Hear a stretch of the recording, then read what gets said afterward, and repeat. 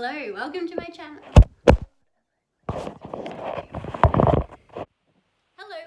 channel. If you're new here, my name is Beck, and today we're going to be talking about the 5 things that everyone that works in retail wishes that you knew.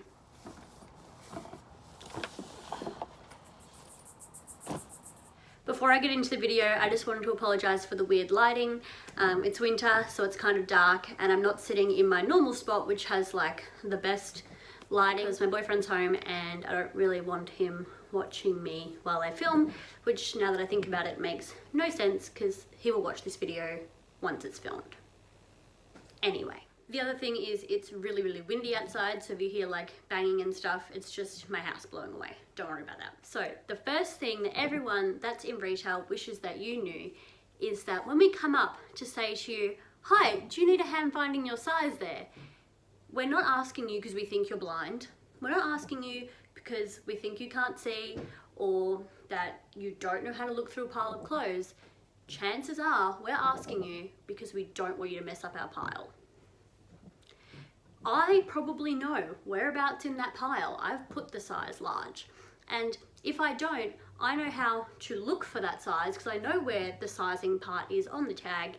So it is easier for me to dig through the pile, find the right size, and carefully lift off the others and give you your size rather than you unfolding half of my shop. The second thing is we would much rather you give us the items that you tried on that you don't want, even if you haven't hung them up, even if they're in a little pile in your hands, than you going around the store and like hanging them up in random places. It is so annoying. Because what if the next person that comes in wants the same thing that you just tried on, rather than it either being on our rail of things to put away or in the correct location, it's wherever it is that you like snuck around and hung it up. Also, if I saw you go into the fitting room with it and I didn't see you come out with it and you've snuck around and hidden it somewhere, for all I know, it's been stolen. But no, you've just hung it up in some weird place, probably inside out, back to front, and on the wrong hanger. The third thing is, I don't want to guess what size you are. That is the last thing that I want to do. Do you have my size? What size would that be? Why don't you just say, do you have a size 10? Do you have a size 8? Because I personally will always underestimate someone's size. If I think they're a size 12, I'll say, I think you're about a size 10. Just because I know that if I say the wrong thing, if I say, oh, I think you're about a 12, and they're always a 10, they'll get offended and say, oh, no, I'm always a size 10. If you're always a size 10, why are you asking me? You've been in your body for however many years you are old. You probably have a better idea of what size you are than I do.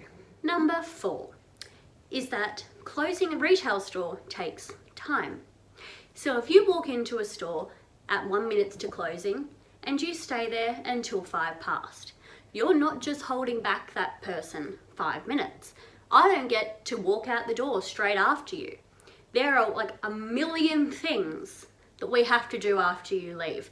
So if you stay in the store 5 minutes after closing, I'm probably going to be back half an hour after closing. And believe it or not, I have a life.